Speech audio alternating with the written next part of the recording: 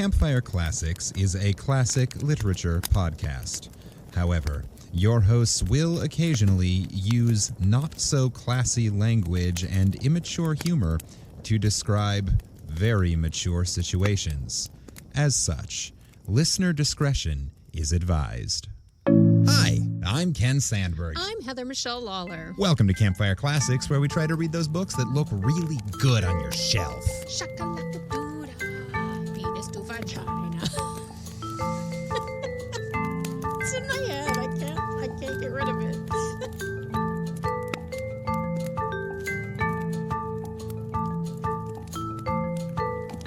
So it's not even going to be subtle this week. We're just putting it right out there.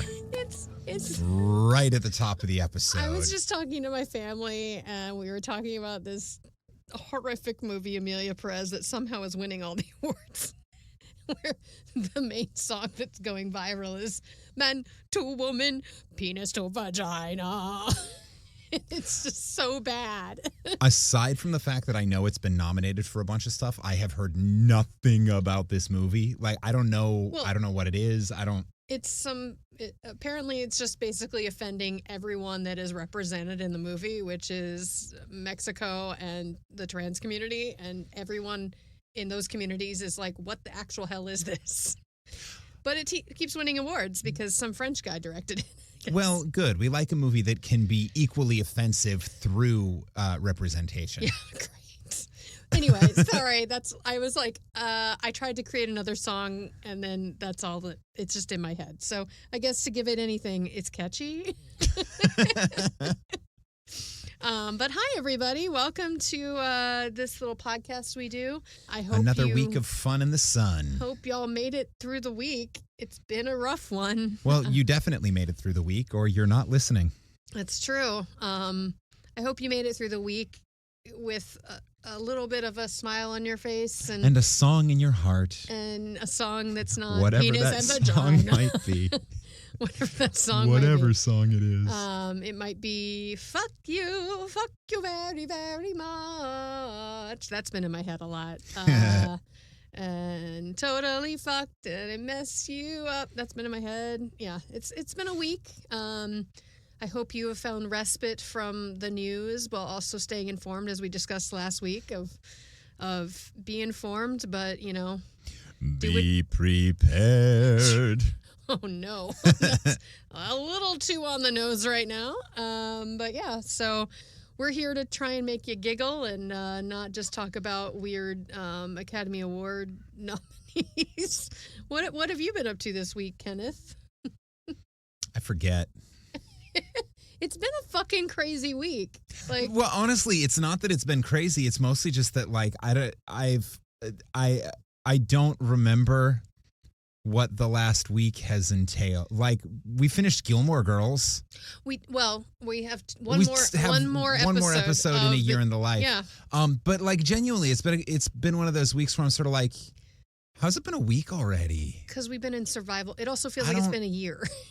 But like, I don't remember doing anything. Like, I feel like we just recorded the last episode, like, I know, 12 hours ago, and we didn't. I know. We were at brunch today, and Ken's like, did you do your research? I'm like, is that today already? Oh, man. Yeah. So not I guess much. The Eagles are going to the Super Bowl. Yeah. I'm trying not to participate in the public discourse about the Super Bowl. I mainly don't give a shit at all. I used to be a Giants fan. I think I've talked about on the thing, but like, I don't really follow football anymore. Just not because I have any animosity towards the NFL. I don't. I enjoy watching football. I will love watching sports sometimes. It's fun. It is a form of entertainment. If you like sports, yay sports. If you don't, then yay anything else. And I hope you find a way to be entertained. And looks like you have. It's us. Hi. Yeah, I don't know what I've done this week either. Because I feel like I've gotten a lot done. Like, I've gotten a lot of wedding prep done. But a lot of that's been like, I've worked out a couple times. Hooray. Huzzah. I watched Wicked again. Wicked! Apparently, if you saw Wicked and thought that the sound mixing was strange, it's partially down to the theater where you saw it. Yeah. So it sounds like the person who mixed the sound put up, for whatever reason, and I'm not doing sound engineering at this level, so I don't know what the reason for it would be. But for whatever reason, the person mixing the sound put a lot of compression on the high end sounds, which basically means if they get too loud, it automatically sort of dampens them, lowers the volume so that they don't distort, which is a thing that a lot of music does, frankly. Well, and you have I Ariana put a little Grande bit of it. singing so I put a high. little bit of it even just on the podcast, sort of compression to make sure that when certain people scream in really high frequencies, it doesn't crackle in your ears too much. But for whatever reason, whoever was mixing the movie put an unusual amount of extra compression on the high end so that if your movie theater plays the movie above like a 7.1 on a 0 to 10 volume knob, all of the high end gets compressed, which is why so many of the vocals are getting lost in the mix. Which sucks.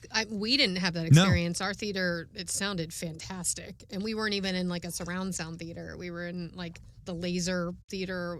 So the image was super clean. Yeah. But that's probably why we weren't in a theater that focused on the sound, so they didn't crank the volume way up, and we got a really good mix. Yeah, and the mix was good even on my headphones when I watched it in my home device. So clearly in your home device, it's going to be a different thing because you have a different volume scale, and you can control the scale. Mm-hmm. So if you're listening to Wicked at home, if you're watching it at home and it's distorted, just turn it down a little. See what happens if you turn the volume down. I guess. We learned that because your brother said something and some other friends. I did some research. And you did a little research. But it's really good. Speaking of research. Oh yeah, I did some this week.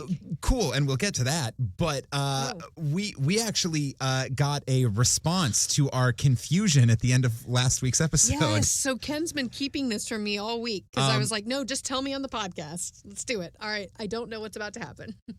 So, the story ended with the following paragraph. It was Adams speaking to his donkey, Evie. Yep.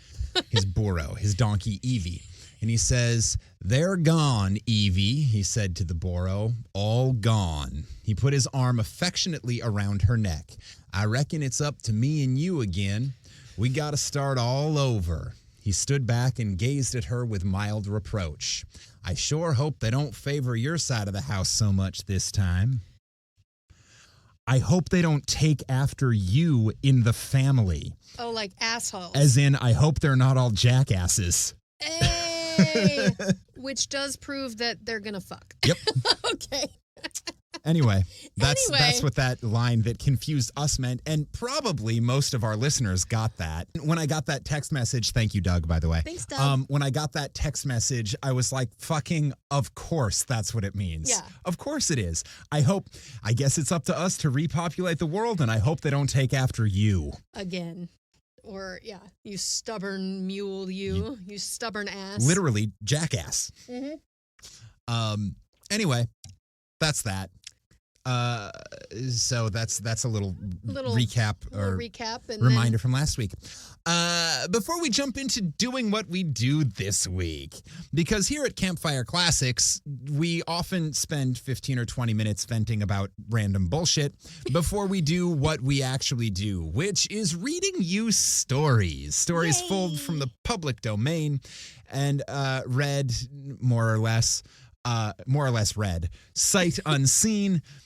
Which means we fuck up a lot. Make lots of mistakes, look up words that we don't know, mispronounce things, do terrible accent work, but make fun of lots of really funny, antiquated penis jokes. So we're just a metaphor for life. Yep. Just fucked up and racist. Jesus Christ. Too close to home. God damn it. So that's what we do. This week, Heather's got a story for me to read. I did it. I researched. I found a story. You don't have to listen to me read this week. But before we jump into the story, she's going to read a few fun facts to put us in the mood. As I often do, because we have been doing this podcast for 5 years now, we often hit authors that we have already done fun facts on. Like we have given their backstory and stuff.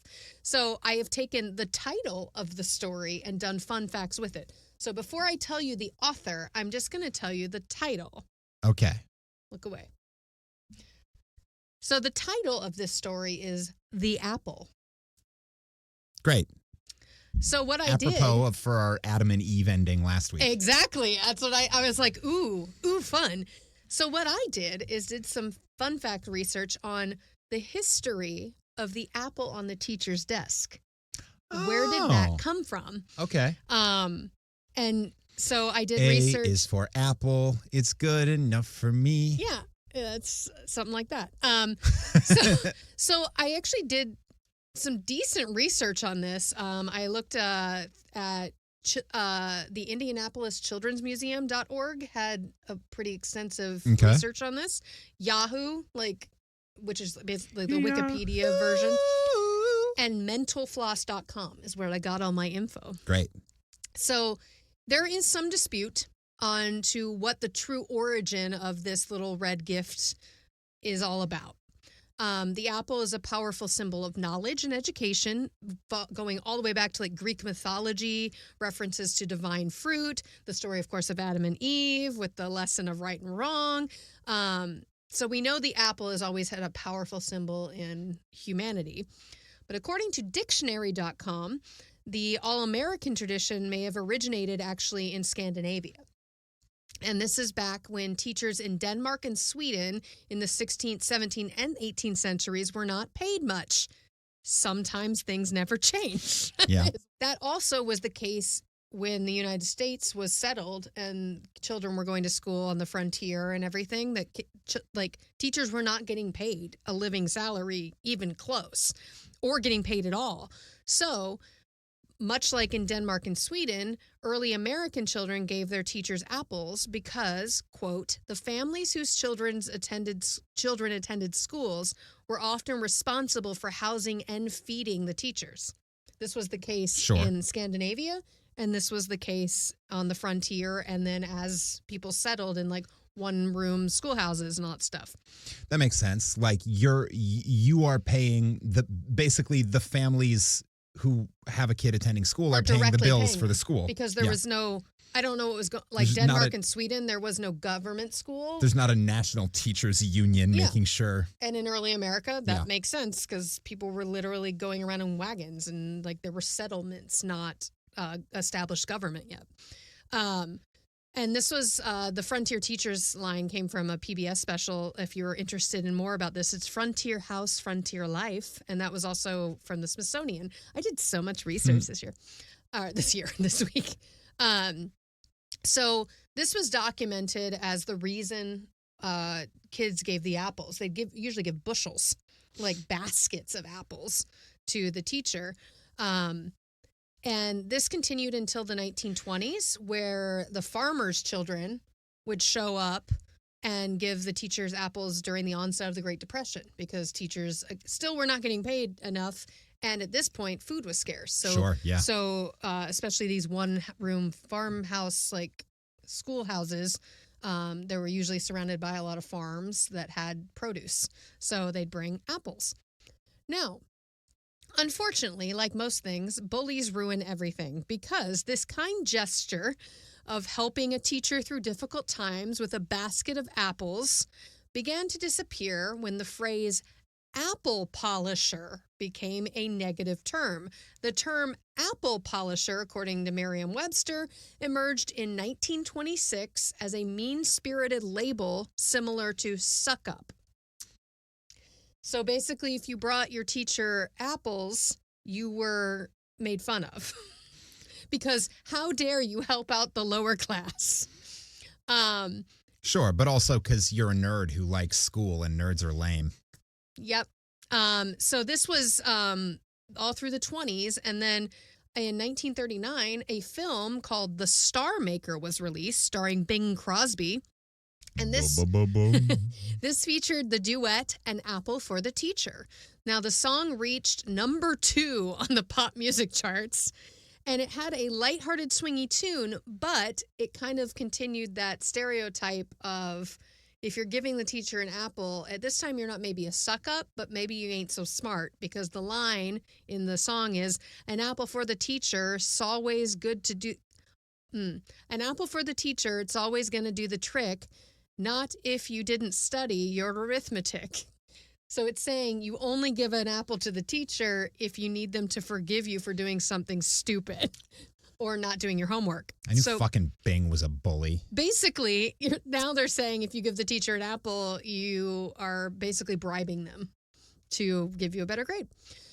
So according to this website, this was on mentalfloss.com, it said, teachers' wages eventually became high enough to live on. And I wrote in my notes, not, because that's just not true. And teachers, especially now, depends on what you're calling to live on. Technically, teachers' wages are high enough to live on if you are a full-time teacher. They're not high enough.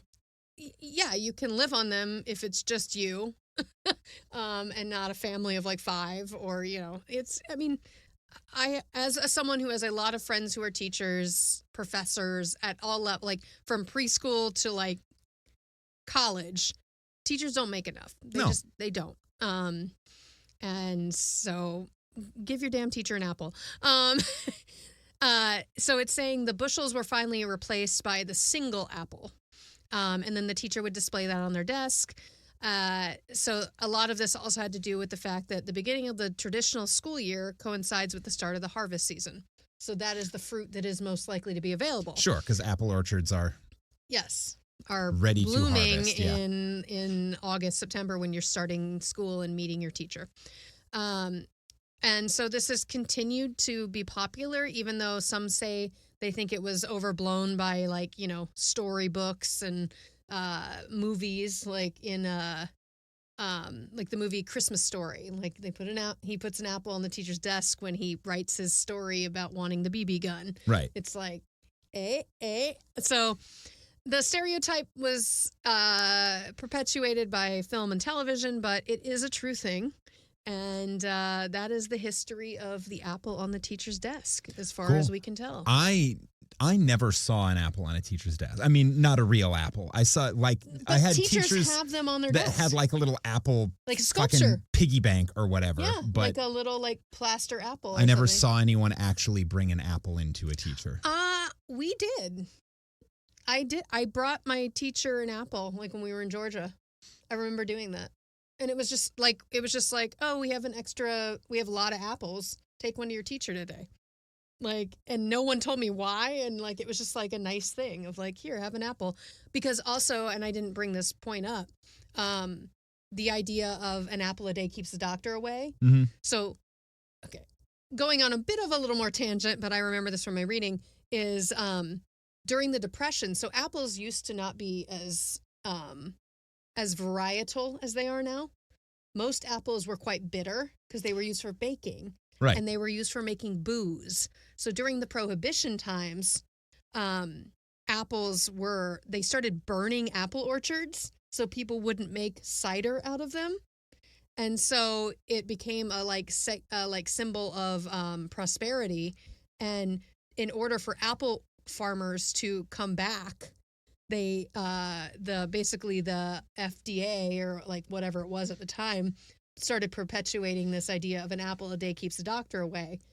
And the varietals started happening where they were like the Macintosh apple and the Gala and Honeycrisp and all that stuff. Right. To popularize the crop again. Yeah. Also, if a bunch of people bring apples to the teacher, apples are a really nice size and weight to chuck at disruptive children. Yes, I like that too. So that is the history of the apple as we know it. I don't know if that's going to have anything to fucking do with the story, but the story you're going to be reading today is one of your favorites. It's The Apple by H.G. Wells. Oh, nice. And this is originally published in 1896 in The Idler, Volume 10, Issue 3. Sweet. Let's start this fire.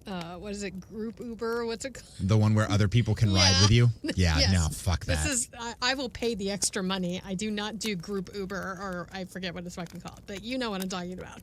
Because you get these weirdos. Yeah.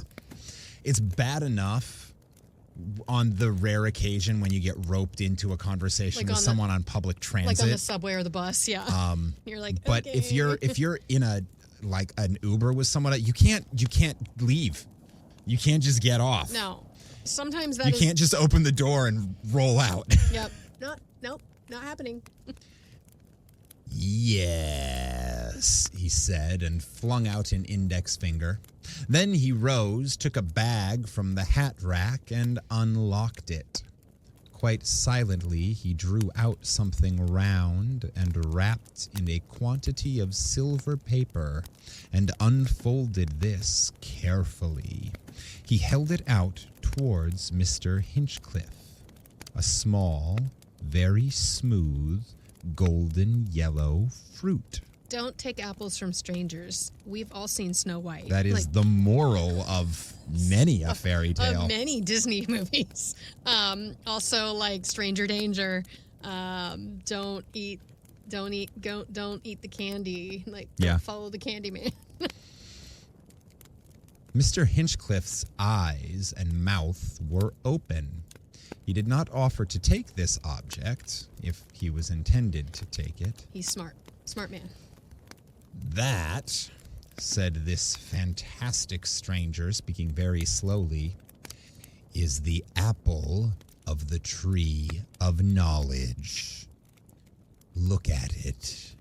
Small and bright and wonderful. Knowledge. And I am going to give it to you. Okay, so this guy's either...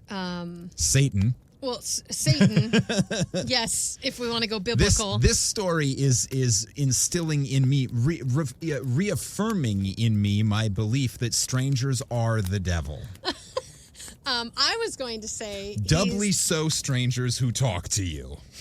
I was going to say he's Harold Hill, like he's peddling bullshit, or he's the devil himself.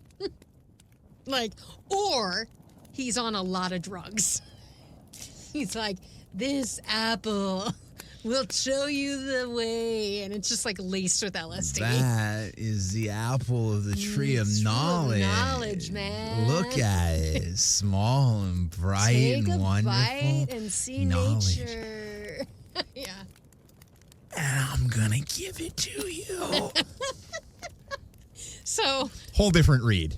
Really, this guy could be any of those things right now. We don't know yet. It is an H.G. Wells books or story, so it's gonna get weird. So it really could be any of those. It really could be any of those. Or it's an alien. Mr. Hinchcliffe's mind worked painfully for a minute, and then the sufficient explanation, mad, crazy man, flashed across his brain and illuminated the whole situation. One humored madman. He put his head a little on one side. Oh, he's like, poor guy. The apple of the tree of knowledge, eh? Said Mr. Hinchcliffe, regarding it with a finely assumed air of interest, and then looking at the interlocutor. But don't you want to eat it yourself? And besides, how did you come by it? It never fades. I have had it now for 3 months. Ew. And it is ever bright and smooth and ripe and desirable as you see it. Is this a euphemism? Yes. Okay. I've had it now for 3 months and it never fades. Sounds like a rash to me. Sounds like you went to a lecture that involved lots of people. And it's smooth and ripe and desirable. Oh no. He laid his hand on his knee and regarded the fruit musingly. The quote-unquote fruit, yeah. Then he began to wrap it again in the papers as though he had abandoned his intention of giving it away. But how did you come by it? Said Mr. Hinchcliffe. who had his argumentative side. And how do you know that it is a fruit of the tree?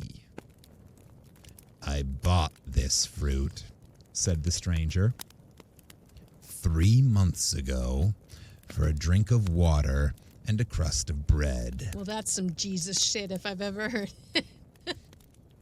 The man who gave it to me, because I kept the life in him, was an Armenian. So, yes, Jesus. Yep. Armenia.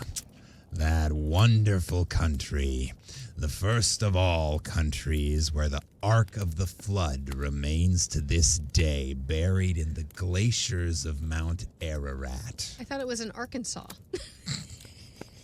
No, that's a recreation of it. And I think it got destroyed by Hurricane Helene. Oh, did it? I think it did. No. Or it got damaged. And everyone went, that seems like a sign that this shouldn't be there. Is that...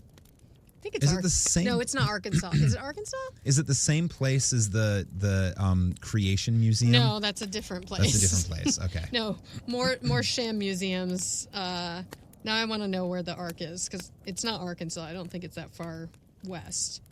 Kentucky. Yes. It is in, yep, it's in southern Kentucky, and it got damaged during Hurricane Helene, which was the only plus of that story. This man, I say, fleeing with others from Kurds who had come upon them, went up into desolate places among the mountains, places beyond the common knowledge of men, and fleeing from imminent pursuit, they came to a slope, high among the mountain peaks, green with a grass like knife blades that cut and slashed most piteously at anyone who went into it. The Kurds were close behind, and there was nothing for it but to plunge in, and the worst of it was that the paths they made through it at the price of their blood served for the Kurds to follow. Every one of the fugitives was killed save this Armenian and another.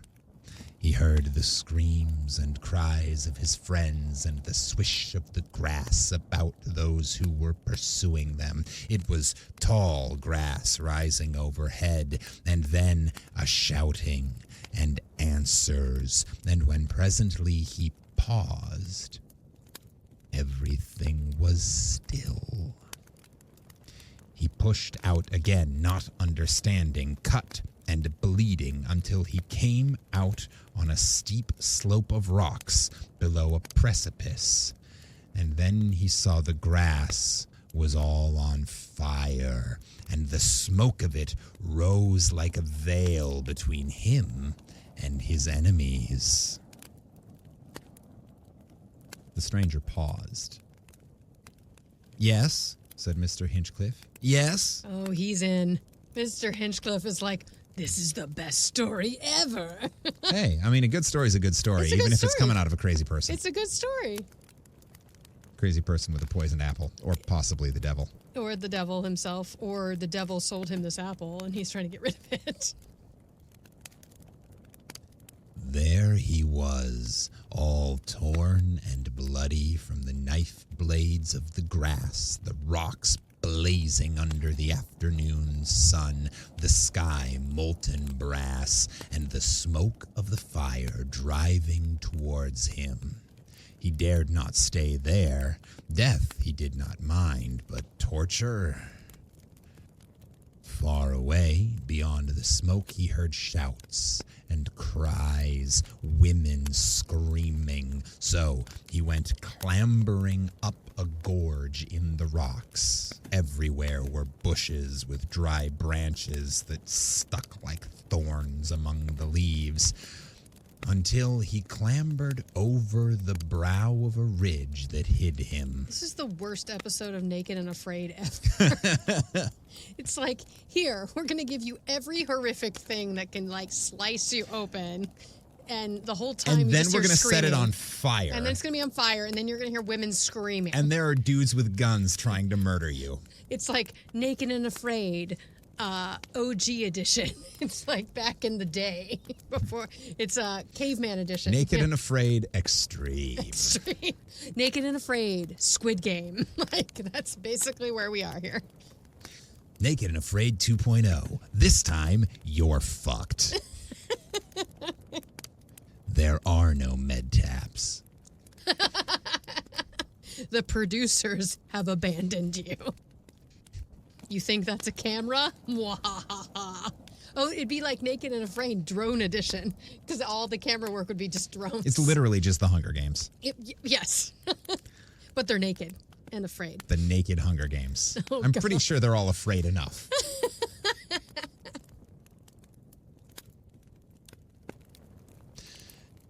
And then he met so he clambered over a bridge and he's hiding. And he's hearing women screaming and stuff, yep. And then he met his companion, a shepherd who had also escaped. And counting cold and famine and thirst as nothing against the Kurds, they went on into the heights and among the snow and ice. They wandered 3 whole days. Yeah, it's fucking desert, blades of grass that cut you, trees that slice you, and now you're in the fucking snow. Like, this is the worst. It is the Hunger Games. Yep. Or just wandering in the wilderness for 40 years. Yeah. Lost in the wilderness. That's a biblical show there, I guess. The 3rd day came the vision. Uh-oh. Well, yeah, 3 days of wandering around in smoke and blade grass. You're gonna start hallucinating, and you're my guy. Bleeding out, like you probably haven't eaten any food or drank any water. Yep. I suppose hungry men often do see visions, but then there is this fruit. He lifted the wrapped globe in his hand. And I have heard it, too, from other mountaineers who have known something of the legend. It was in the evening time, when the stars were increasing, that they came down the slope of polished rock into a huge dark valley, all set about with strange contorted trees, and in these hung little globes, like glowworm spheres, strange, round, yellow lights. Drugs. Suddenly, hunger hallucinations. Hunger hallucinations, drugs, lunch pail tree from Return to Oz. Yeah. One of the two. One of those. Or the devil's apples. The devil's apples. Sounds dirty. Aw, they're devil balls. Devil balls. They glow. But I'm so hungry, I'm going to eat them anyway. If you were hungry enough, you'd eat the devil's balls, too. I mean, who doesn't love tea? Bags. Ba-dun-ting. So, you know that I never forget a pussy cat Yes. joke? Yes. That's Austin Powers. That's Austin Powers, yeah. They did several takes of that joke, and they stretched it longer and longer and longer and longer with each take. And the one that they settled on was basically the one where the censors said, if you go longer than this, we're going to have to increase the rating. Yeah. Because it has to be a euphemism. It can't stand on its own. Yep. Yeah. I never forget a pussy. Cat. Suddenly, this valley was lit far away, many miles away, far down it, with a golden flame marching slowly athwart it that made the stunted... This guy's accent has been fucking wild. It's kind of meandering. It's okay. He's gravelly and weird. You know, it's fine. The devil does not have a certain accent. Yep. It's fine. with a golden flame marching slowly athwart it that made the stunted trees against it black as night, and turned the slopes all about them and their figures to the likeness of fiery gold. And at the vision, they, knowing the legends of mountains, instantly knew that it was Eden they saw, or the sentinel of Eden, and they fell upon their faces like men struck dead. I thought the Garden of Eden was in Jackson County, Missouri. That's what the Mormons told us. Yes. It's, well, so it's, But the Mormons. So, you know the most recent Doctor Who episode where there's that hotel that you can get to hotel. That you can get to through doors from a bunch of different places. Yeah. It's Eden is the time hotel. Okay. It is where it needs to be when it needs to be there. Yeah, you can get there through different doors in different places at different times. Okay. Yeah. Okay, so they're in Eden because that makes the most sense right now. They got so excited that they fell down and smashed their face on the rocks. Yep, which will definitely help their brains. That's what I do. That'll definitely help their thinking. I bury my head in the dirt. It's like an ostrich. When they dared to look again, the valley was dark for a space, and then the light came again, returning a burning amber.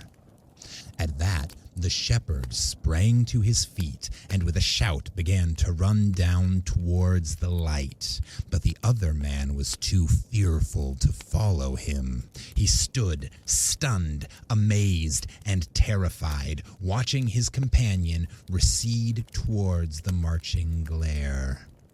And hardly had the shepherd set out when there came a noise like thunder, the beating of invisible wings hurrying up the valley, and a great and terrible fear.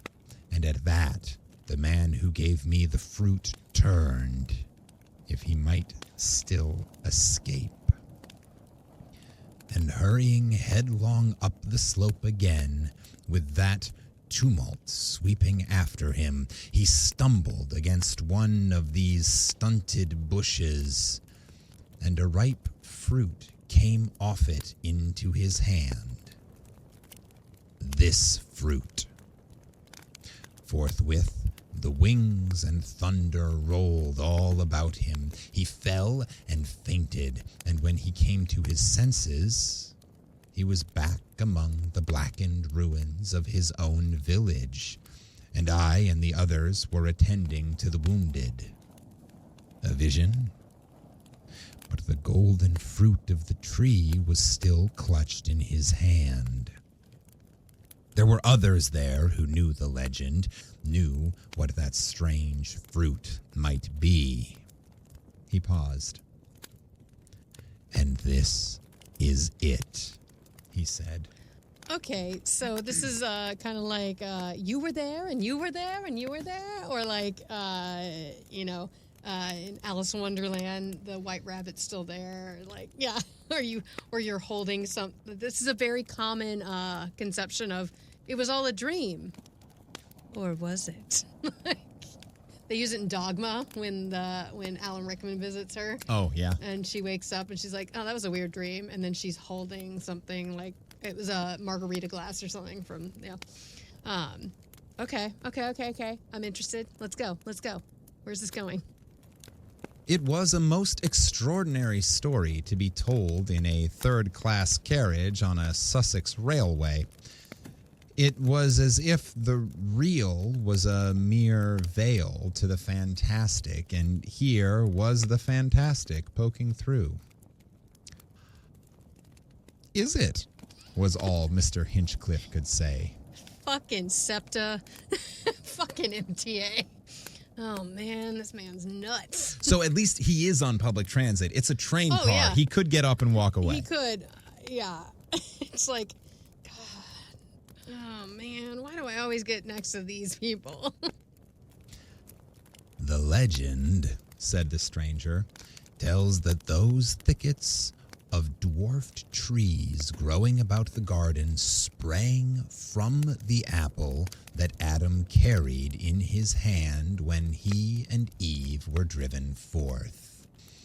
He felt something in his hand, saw the half-eaten apple, and flung it petulantly aside. And there they grew, in that desolate valley, girdled around with the everlasting snows, and there the fiery swords keep ward against the judgment day. Obviously. I mean, that has to be what happened. But I thought these things were... Mr. Hinchcliffe paused. Fables, parables, rather. Do you mean to tell me that there in Armenia... The stranger answered the unfinished question with the fruit in his open hand. But you don't know, said Mr. Hinchcliffe, that is the fruit of the tree of knowledge. The man may have had a sort of mirage, say. Suppose, look at it, said the stranger. This guy's like, dude, he's like, no. If a stranger is sitting next to you on the train And offers you an apple and says the words, look at it. Don't. Just leave. Don't. Just leave. Well, not everyone. I've been like, okay, we're going to change train cars. Yep. Occasionally they don't bother to say anything. Nope. It's just They just do it. right there. Yep. Hey. It was certainly a strange-looking globe. Not really an apple, Mr. Hinchcliffe saw, and a curious glowing golden color, almost as though light itself was wrought into its substance. As he looked at it, he began to see more vividly the desolate valley among the mountains, the guarding swords of fire, the strange antiquities of the story he had just heard. He rubbed a knuckle into his eye. But, he said, it has kept like that, smooth and full, 3 months. Longer than that it is now by some days. No drying, withering, no decay. And you yourself, said Mr. Hinchcliffe, really believe that is the forbidden fruit. Yeah, definitely don't take fruit from a stranger on a train. But even more so, don't take forbidden fruit from a stranger on a It's train. right there in the name. He's just telling you what's up. Like, no. Change cars, pull the emergency brake, just say no. There was no mistaking the earnestness of the man's manner and his perfect sanity. The fruit of knowledge, he said. Also, can we talk about why is forbidden fruit the fruit of knowledge? Knowledge is forbidden. Knowledge is power, bitches. Knowledge is power. I'm raising my fist right now. Don't let them look up. Look up. Everyone keep looking up. Okay, I'm done. The fruit of knowledge, he said.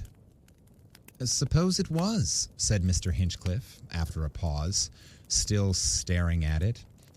But, after all, said Mr. Hinchcliffe, it's not my kind of knowledge, not the sort of knowledge. I mean, Adam and Eve have eaten it already. We inherit their sins, not their knowledge, said the stranger. That would make it clear and bright again.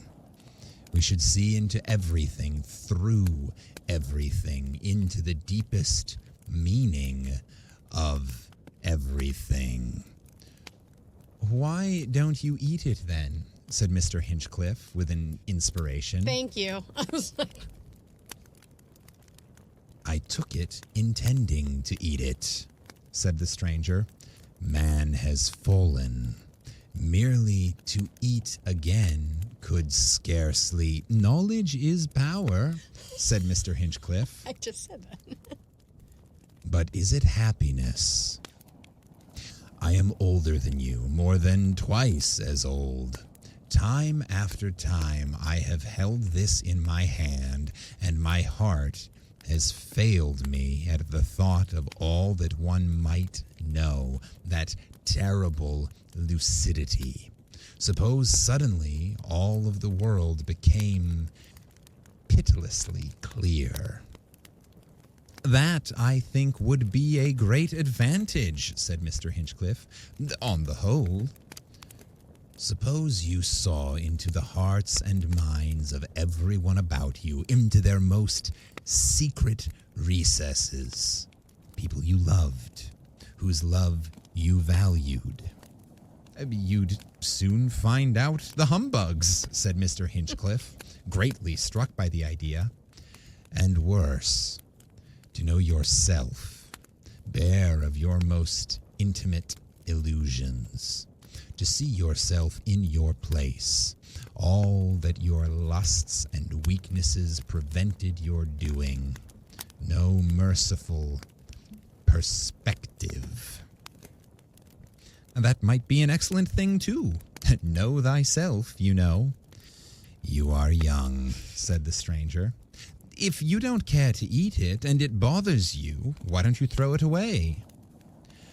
There again, perhaps you will not understand me.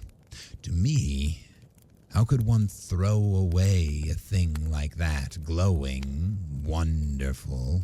Once one has it, one is bound. But, on the other hand, to give it away to someone who thirsted after knowledge, who found no terror in the thought of that clear perception. Of course, said Mr. Hinchcliffe thoughtfully, it might be sort of poisonous fruit.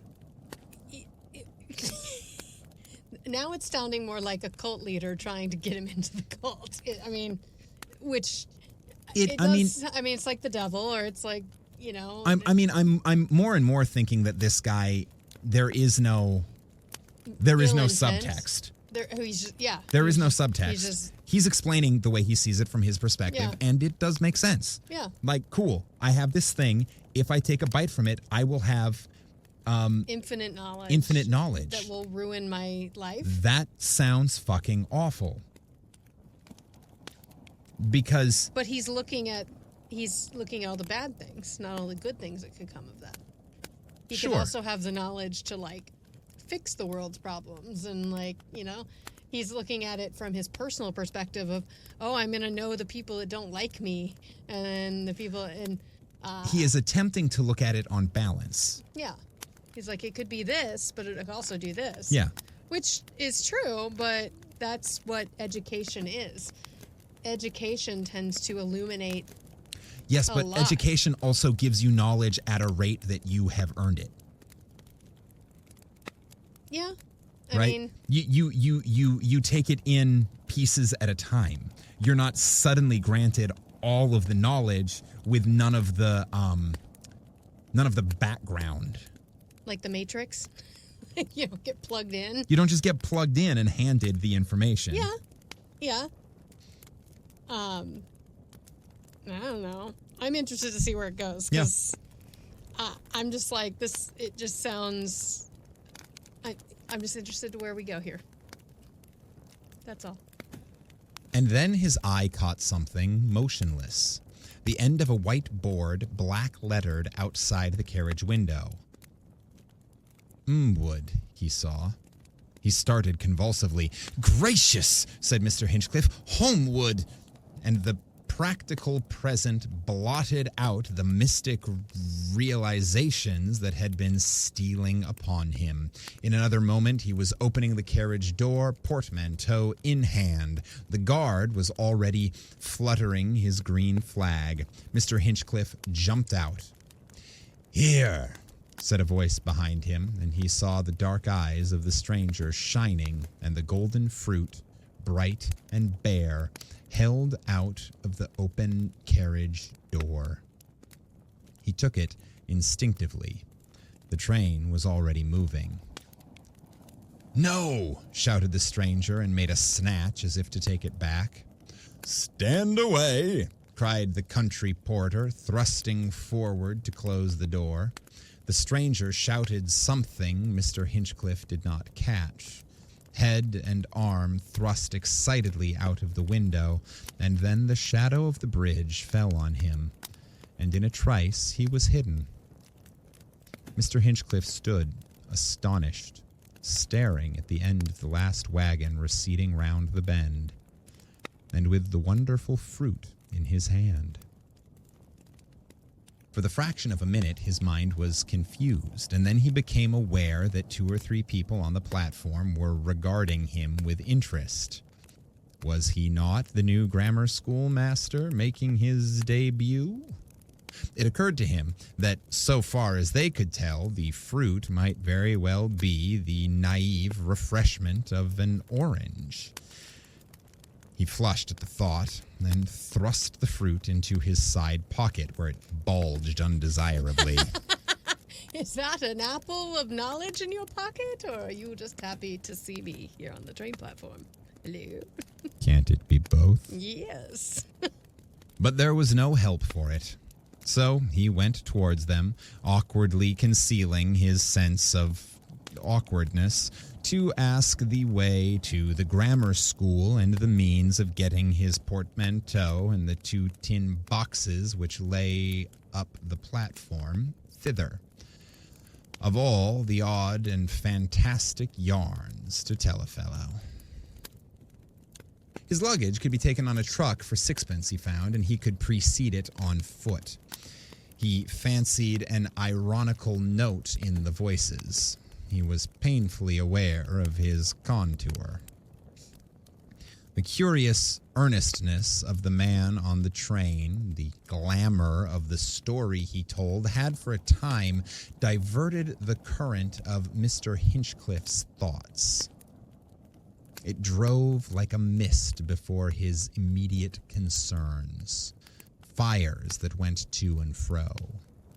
But the preoccupation of his new position, the impression he was to produce upon Holmwood generally, and the school people in particular, returned upon him with reinvigorating power before he left the station and cleared his mental atmosphere. But it is extraordinary what an inconvenient thing the addition of a soft and rather brightly golden fruit not 3 inches in diameter may prove to a sensitive youth on his best appearance. In the pocket of his black jacket it bulged dreadfully, spoilt the lines altogether. He passed the little old lady in black, and he felt her eye drop upon the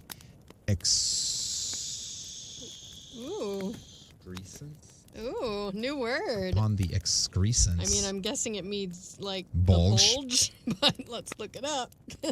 The quivering member. The excrescence, a distinct outgrowth on a human or animal body or a plant, usually meaning a disease. So it's basically like looks like he's got a tumor. Looks like he's got. It's not a tumor. Like an unattractive or a superfluous addition. Yep. He passed the little old lady in black, and he felt her eye drop upon the excrescence at once. That lady was like, damn, man packing. He was wearing one glove and carrying the other together with his stick, so that to bear the fruit openly was impossible. In one place, where the road into town seemed suitably secluded, he took his encumbrance out of his pocket and tied it in his hat. Encumbrance. That's a good euphemism. Encumbrance, yeah. I like that. No, it's great. I love that he went off to the side to be like, I gotta pull this fruit out under a bush or something. Yeah, that doesn't make it look more That suspicious. doesn't look, yeah, I was like, as you're heading to be a teacher at the school, it's like, let me just duck behind these bushes and pull out my fruit. I'm gonna whip out my encumbrance and stick it in my hat. That's good. Yo, it was too large. Wait. It was too large. I just saw the next slide. It was too large. Woo! So he is packing. The hat wobbled ludicrously. And just as he was taking it out again, the butcher's boy came driving around the corner. Not the butcher's boy!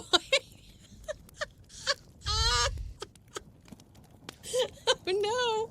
Oh no! Butcher's boy's gonna see your encumbrance fall out of the hat. Not your encumbering fruit. Confound it, said Mr. Hinchcliffe. He could have eaten the thing and attained omniscience there and then, but it would seem so silly to go into town sucking a juicy fruit. Depends on the impression you're trying to make. I guess so. And it certainly felt juicy. If one of the boys should come by, it might do him a serious injury with his discipline, so to be seen. Yeah, don't read it like that. That's gross. This man's just sitting here with his dirty fruit. And the juice might make his face sticky Ew. and get upon his cuffs. Ew!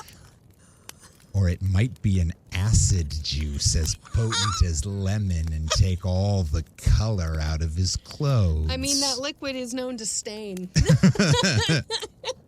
Oh, gross. Then round a bend in the lane came two pleasant, sunlit, girlish figures. Oh, good. They were walking slowly towards the town and chattering. At any moment, they might look round and see a hot-faced young man behind them carrying a kind of phosphorescent yellow tomato. God damn. I'm like sweating.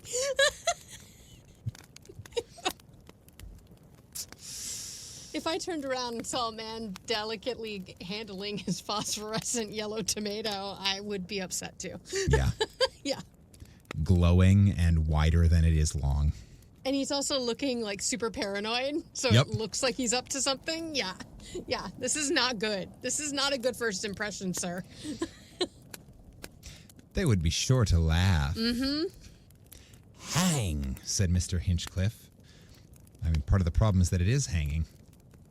And with a swift jerk, sent the encumbrance flying over the stone wall of an orchard that there abutted on the road. So he got it off and jerked it over the wall. That's probably for the best. Sometimes it shoots further than you mean it to. Yep, but he got rid of it, so now he's feeling better. As it vanished, he felt a faint twinge of loss that lasted scarcely a moment. Sometimes that happens too. A little melancholy settles A in. little guilt. A little Catholic guilt there after you jerk it over the wall. He adjusted the stick and glove in his hand and walked on, erect and self-conscious, to pass the girls. Okay, sir. Okay, H.G. Wells. We see what you're doing here. But in the darkness of the night, Mr. Hinchcliffe had a dream. I bet he did. Is he jerking a fruit? And saw the valley and the flaming swords and the contorted trees, and knew that it really was the apple of the tree of knowledge that he had thrown regardlessly away. And he awoke very unhappy. In the morning, his regret had passed, but afterwards it returned and troubled him. Never, however, when he was happy or busily occupied. At last, one moonlit night, about 11, when all Homewood was quiet, his regrets returned with redoubled force, and therewith an impulse to adventure. He slipped out of the house and over the playground wall, went through the silent town to Station Lane, and climbed into the orchard, where he had thrown the fruit. But nothing was to be found of it there among the dewy grass and the faint, intangible globes of dandelion down. The end. He done fucked up and threw away knowledge. Or poison. Or there's both. There's a fucking brilliant crow out there right now that knows the secrets to all the universe. A squirrel. There's a squirrel out there. It's like, fuck. Goddamn raccoon came into over the garden wall. Bing! Some cat. Like, I'm just like imagining some random animal eating that. Just being like the like light bulb above the head. Yeah. It's like, I am your overlord now. Wow, that got real nasty at the end. And by nasty, I mean like euphemism galore. Yeah.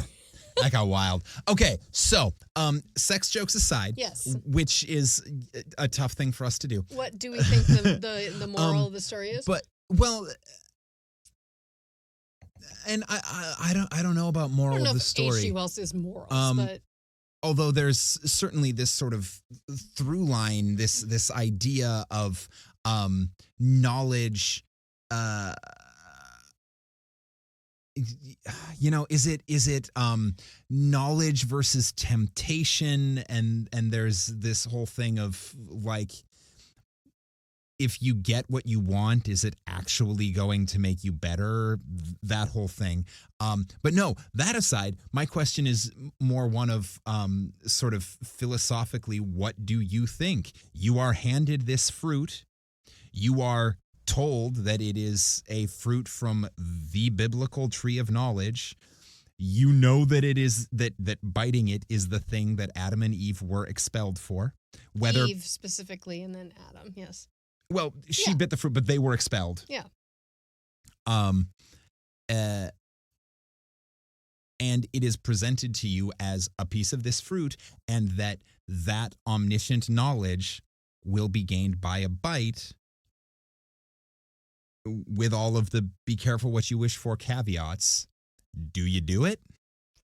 I mean, isn't every decision you make in life what if I go this way, this happens? If I go this way, that happens? Like, even when you don't know it. But this one specifically is a very big one. Yeah. But it's like, when I take this job, is going to lead to this But thing. I guess this question is really one of like, do you think absolute knowledge would be more of a blessing or more of a curse? Depends on who it is. I would have been, and this is just because the world we're in right now and the week we've had, what if that had been a woman on the train that he'd offered it to? Because Eve was the first one to eat it. And that has painted women, and not just in the Bible. I mean, this is in every like text. Women are evil, and they're the ones that get you expelled from, paradise, or like, but the woman was seeking knowledge. Sort of. I mean, she was manipulated into it by, as per the biblical story, she was manipulated into it by the devil. Is the devil bad? I am saying. I know. No, I'm like. I am saying she did not go to it for knowledge. No. Biblically, she was manipulated into it by the devil. Well, because he told her what it was. He said, this will show you all the like. I have to go back and read the story, but like in my Catholic like preschool, like it was like, this will show you everything. This will show you the world. Like, and that's what it does. So the question stands. Yes. Knowing all of that, do you take a bite or not? And I think all of that comes down to is it could be a good or a bad thing depending on the temperament and the like person that took the bite. But wouldn't all of that knowledge, I tend to think that most people who are incredibly intelligent, horrible okay, are such. You had to just meow yourself? Oh my gosh. I think that's like the first time that's ever happened. Are such because of a lack of understanding. Empathy. I mean, empathy has a huge part to play in it, but it's a lack of understanding of something, of knowledge of what other people go through, of all of these things, which is empathy. And if it is truly granting you omniscient, complete knowledge, then you would come to an understanding of what these other people feel. Yes. So a person's temperament before biting the fruit. Yes, but then you look at people who are incredibly brilliant. Say, okay, so we got Neil deGrasse Tyson, and we have like Elon Musk,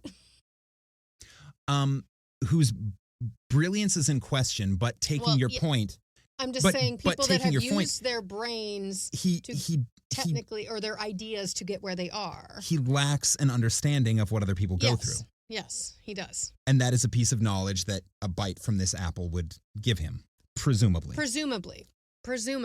Yeah, I mean, it's a conundrum because it is like, because I feel like there are people, I think you have to choose empathy. You have to choose to be an empathetic person. You have to choose, because like a narcissist is wired in a certain way to not see other people's feelings. Right. So if a narcissist bites the apple of knowledge, would they actually be able to see the other person's journey? Because even if they were aware of it before, I mean, there are people who are narcissists that are very smart and are aware that there are poor people in the world and needy people and people that are not as good off as they are, say. And they choose to ignore that because they don't care. They know that there are people, they are using their power to keep the other down. Whereas... Do you think that's what they're doing?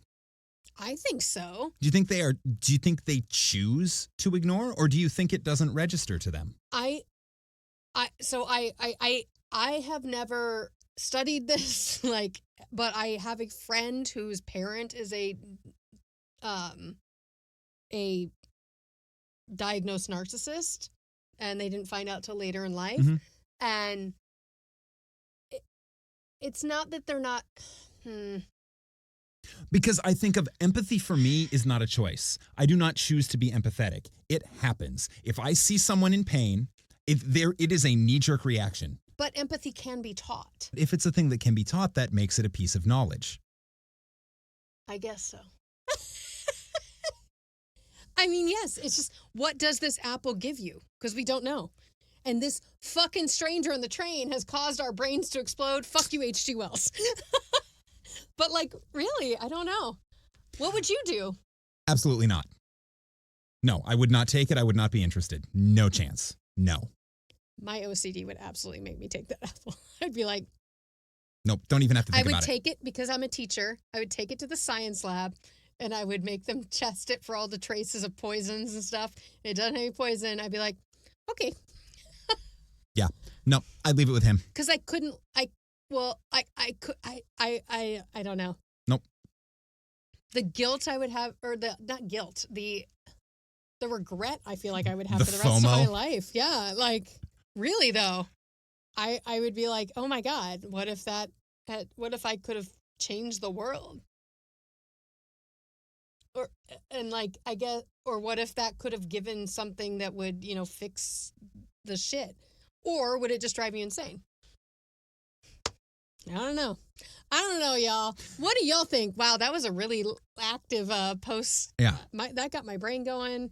H.G. Wells tends to do that. So what about you, listeners? I'm fired up. Would you take the apple? Would you take it, and then would you eat it? Would you take it? Would you eat it? Yeah. That's what I want to know. So write in and let us know. You can text us. You can call us.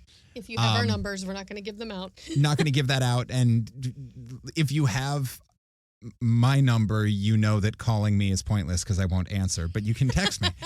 You can email us at 5050artsproduction@gmail.com. Or you can message us on any of the social media at Campfire Classics podcast on any of the things that we have social media messages there. Let us know. Would you take the apple? Would you eat the apple? Would you take the apple and keep it safe?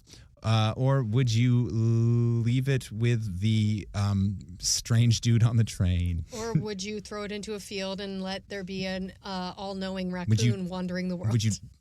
Would you jerk it into someone else's orchard? Tell us the truth, though. I want to know. We want to know. Anyway, when you write in, go ahead and use this week's secret passcode, which is phosphorescent yellow tomato. Phosphorescent yellow tomato. And you're not allowed to look up how to spell phosphorescent. Oh God, I'm fucked. I can't write in. Because I just want to see how it's misspelled. Yeah. That's all for me. Anything from you? That's all I got, man. All right. This has been fun. Until next week, we have been Campfire Classics, where we try to read those books that look really good on your shelf. Don't sit under the apple tree with anyone else but me. If you're gonna jerk it over the wall, don't do it with anyone else but me. Ah!